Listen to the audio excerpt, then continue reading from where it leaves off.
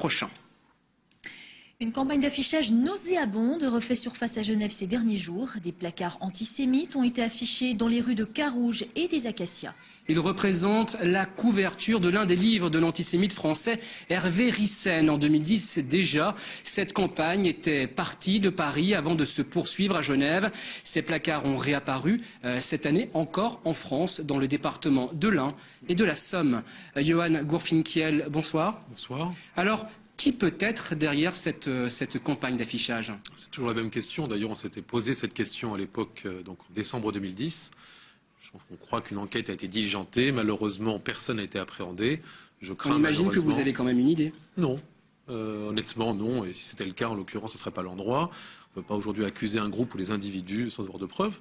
Parce qu'effectivement, dans ce cas-là, on serait peut-être poursuivi pour propos mensongers, peut-être, en tout cas sans preuve. Est-ce que selon vous, les groupuscules d'extrême droite sont toujours aussi actifs qu'il y a encore quelques années? Tout à fait. Je crois qu'il y a une renaissance de ces mouvements d'extrême droite à vocation néo-nazie qui prennent aujourd'hui un visage un peu différent, une thématique qui a un peu évolué.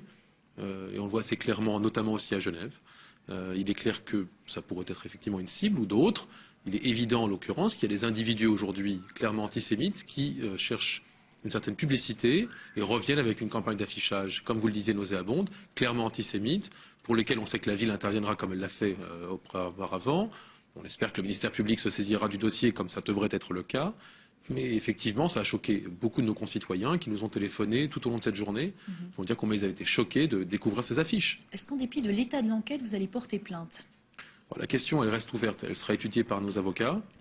À ce stade, il y a aussi une question qui est relative plutôt au code de procédure pénale, en tout cas le nouveau rentré en fonction en janvier 2011.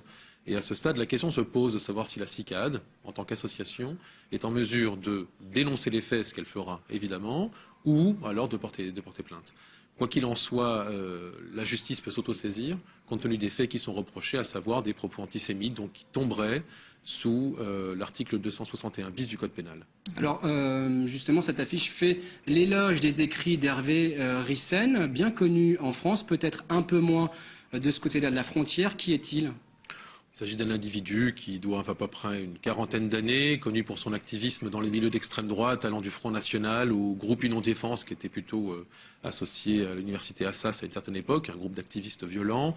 On l'a retrouvé aussi à Unité Radicale. On retrouvait notamment Maxime Brunery, qui avait tenté d'assassiner Jacques Chirac, et le mouvement a été dissous, ainsi que d'autres mouvements du même acabit.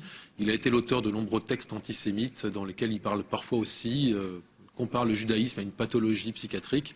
Donc voilà le type d'individu qui est engagé depuis ces 20 dernières années dans un combat en vue de l'extermination des Juifs.